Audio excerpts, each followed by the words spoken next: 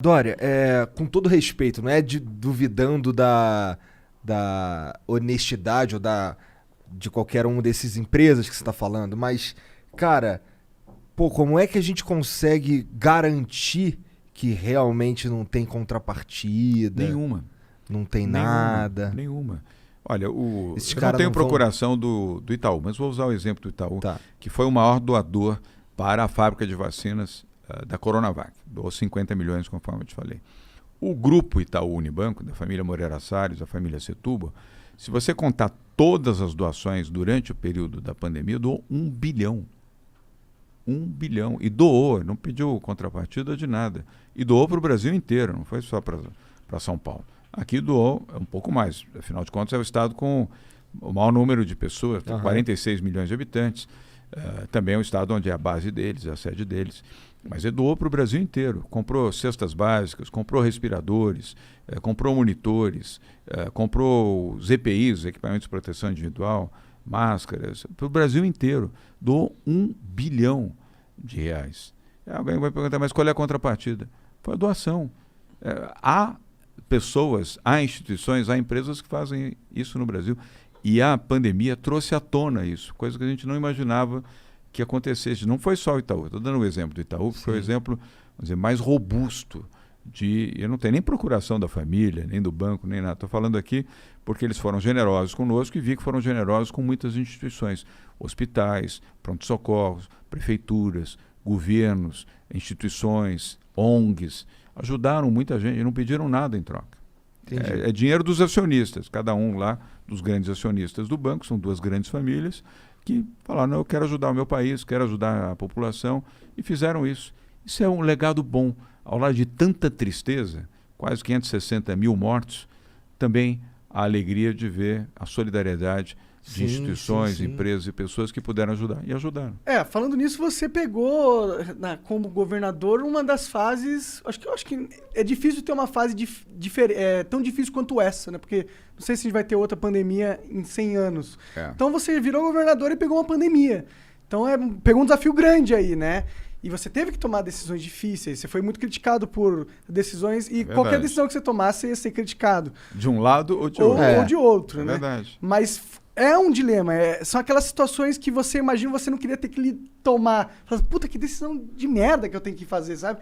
Ou eu me fodo ou eu me fodo. O que eu faço? Como que foi pra você?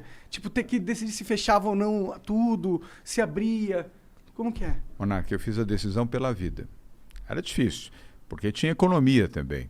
Mas eu preferi optar pela vida. E eu acho que eu fiz certo. Porque se nós não tivéssemos fechado, feita a quarentena, São Paulo foi o primeiro estado do Brasil a fazer quarentena. Ao tamanho da dificuldade. Ninguém tinha feito quarentena. De chegar aqui, que eu morava em Curitiba e vinha fazer o Flow. Eu lembro de chegar aqui e passar na Paulista e caralho, uma cidade fantasma, o bagulho. Então, parte de mim sente saudade desse elemento apenas, das ruas vazias. Porque... Igor, não foi fácil, porque ninguém tinha feito quarentena no Brasil. O primeiro estado que fez foi São Paulo. O primeiro estado que tornou obrigatório o uso de máscara, estou com a minha aqui no bolso, foi São Paulo. Até hoje é Isso daí foi logo depois que o Supremo... Foi em março. Disse que os governadores poderiam tomar suas próprias medidas e tal. Quanto Foi. tempo levou? E nós provocamos, os governadores que provocaram, porque o maluco do Bolsonaro, primeiro já assumiu o seu negacionismo desde o início. E os governadores é que seguraram a bucha, vamos dizer assim, para poder fazer as quarentenas. Por isso é que nós todos fomos emparedados pela dialética aí bolsonarista, que a gente estava criando desemprego, criando a pobreza, criando a miséria, quando nós estávamos fazendo a defesa da vida. Se nós não tivéssemos feito isso, nós provavelmente hoje no Brasil estaríamos chorando, não eram os 560 mil brasileiros mortos, estávamos chorando 2 milhões e meio de brasileiros mortos em todo o Brasil. Então eu fiz a opção pela vida. E obviamente que eu sei o desgaste. Um monte de hospital, de campanha, rolou tudo isso. Muitos. E mesmo assim... Muitos. Tanto a prefeitura, e o Bruno ainda em vida fez isso, nós fizemos também. Nós dobramos. São Paulo tinha, no início da pandemia, nós tínhamos 3.180, eu sei de cor o número, leitos de UTI. E já era a cidade com o maior número de leitos de UTI na América Latina. Hoje nós temos 7.500 leitos de UTI. Nós mais do que dobramos. Nós temos mais UTIs leitos de unidade de terapia intensiva em São Paulo do que a Espanha. Caralho. Porque toda a Espanha Legal. nós temos aqui. Então, um Bom, investimento. São Paulo é tipo do tamanho da Espanha. mas né? tem- mas É mesmo. tem E a equipes. população é equivalente. É equivalente? 46 milhões. Você Mas- acertou. A dificuldade não é. A dificuldade talvez seja mais ter uma equipe pra gerir, pra atuar nessas UTIs. Isso foi um troço que eu aprendi também. Bem lembrado. Porque eu ficava assim, porra, caraca, um ano de pandemia ainda não deu tempo de construir UTI. O cara, não, cara, construir dá. O problema é que tem que ter os profissionais pra trabalhar. Pá. Isso, e bem lembrado. Aí nós tivemos que fazer um esforço enorme junto com o Hospital das Tomei um Clínicas. esporro na internet. A internet me deu um esporro. Eu fiquei, beleza, aprendi agora. Não, e está correto isso, porque num leito, em torno de um leito de UTI, são 6 profissionais médicos. Para cada leito de UTI, 6 intensivistas, fisioterapeutas e os médicos e enfermeiros. São 6 que você precisa. Precisa 2 enfermeiras, 2 médicos e 2 intensivistas, que são os fisioterapeutas. Cada leito de UTI. Você imagina, nós saímos de 3.200 para 7.500, a quantidade de gente que nós muita tivemos que gente. contratar rapidamente para poder viabilizar. Por sorte tinham, e as universidades também nos ajudaram muito, os hospitais, houve um esforço coletivo dessa linha de frente. Aliás, parabéns a médicos, enfermeiros, paramédicos, essa linha de frente são os heróis do Brasil. Igor e Monarca, nós temos que cumprimentar essa gente, porque Com certeza. esses entregaram a vida para proteger vidas. E muitos se foram. Muitos se foram. Muitos se foram, perderam a vida. Mas você não acha que teve algumas situações onde parecia que o governo não sabia o que estava fazendo, no sentido de, tipo, fecha. Aí depois, opa, abre. Aí depois, não. Vamos fazer o seguinte, vamos deixar só o transporte público, não pode sair com o carro na rua. Aí pega e lota o transporte público de gente aglomerando, tá ligado? Muitas decisões que você fala assim, eu acho que eles estão tendo dificuldades em acertar ali qual que é o caminho, tá ligado? Monarca, você tem razão. Quando foi a última pandemia que você se lembra? Da gripe espanhola, Em que ano foi? 1908. Estudou, mané. Caralho. Tem os meus dados. Ninguém viveu essa experiência. Ninguém, nem no Brasil, nem no mundo. Ninguém viveu essa experiência. Esse mesmo problema que nós tivemos aqui, Monarca, a Inglaterra teve, os Estados Unidos teve, a França teve, a Espanha teve, a Itália teve. Você lembra o que aconteceu na Itália? O abre e fecha, também aconteceu lá. Aconteceu na Espanha, aconteceu em Portugal, aconteceu na Inglaterra, na Alemanha, no mundo inteiro. Ninguém tinha experiência. E ninguém conhecia esse vírus também. Quem poderia imaginar que ia ter segunda onda Não, com da certeza, Covid? é um desafio que No nunca início antes da Covid, enfrentado. ninguém imaginava. Ninguém conhecia o vírus, nada, nem detalhes. E nem tampouco de vacina, não tinha remédio, não tinha nada. Então, você tinha que tomar como uma referência a ciência. E isso nós acertamos. Porque ao invés de eu ficar chutando, ou colocando ideologia, ou o que eu penso, ou deixo de pensar, eu fiz já no primeiro dia, o primeiro caso de Covid no Brasil foi em São Paulo. Foi um empresário que foi para Milão, chegou logo depois do carnaval, ou durante o carnaval, e no dia 28 de fevereiro foi testado positivo no Hospital Albert Einstein. Eu recebi essa informação às 10h30 da manhã. A primeira pessoa testada positiva. Já tinha Covid na Europa, tinha Covid na China e estava começando a Covid nos Estados Unidos. 28 de fevereiro, quarta-feira de cinzas.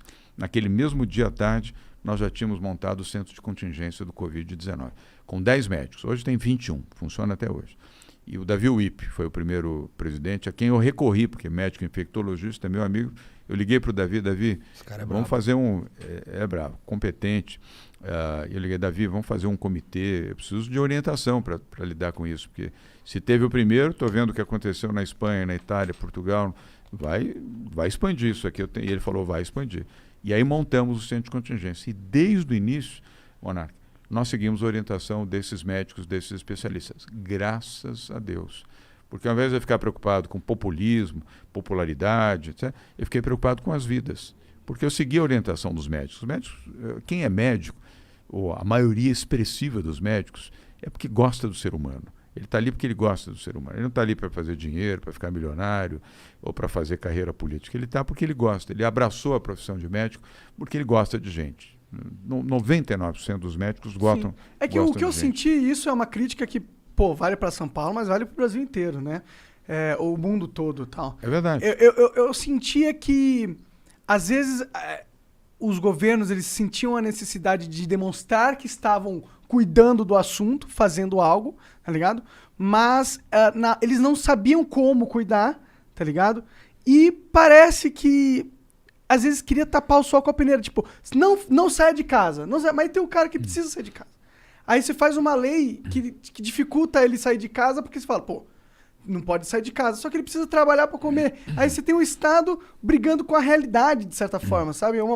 Foi o que eu senti. Tipo, eu sei que tinha que fechar, tem que ter o lockdown quando o negócio tá indo muito forte, as UTIs estão lotando e tal, mas às vezes não tem como lutar contra a própria realidade que se põe aí à frente de você. Foi o maior desastre da humanidade. Depois da Segunda Guerra Mundial e do Holocausto, foi o maior desastre da humanidade. 216 países do mundo viveram isso. Não foi só o Brasil. 216 países do mundo viveram isso. Economias dilaceradas. Nós perdemos mais de 2,5 milhões de pessoas que perderam a vida. Só há uma situação mais trágica do que essa, o Holocausto, na Segunda Guerra Mundial, o assassinato de 6 milhões de judeus. E lá atrás, a gripe espanhola, 1919, 1920, aqui e na Europa também. Então, tudo isso devastou vidas, devastou famílias, devastou empregos.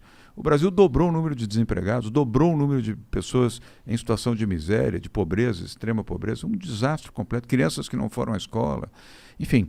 Mas tudo isso foi fruto da pandemia, né? Fruto da Covid, não foi de uma decisão do governador ou do prefeito, foi uma circunstância triste, dura, difícil, e graças a Deus, deixa eu bater aqui, estamos superando, porque queda no número de infecções, queda de casos, portanto, queda de internações, queda de leitos de UTI, e estamos flexibilizando, agora começando a voltar gradualmente, de forma segura, Igor, à normalidade. As UTIs aqui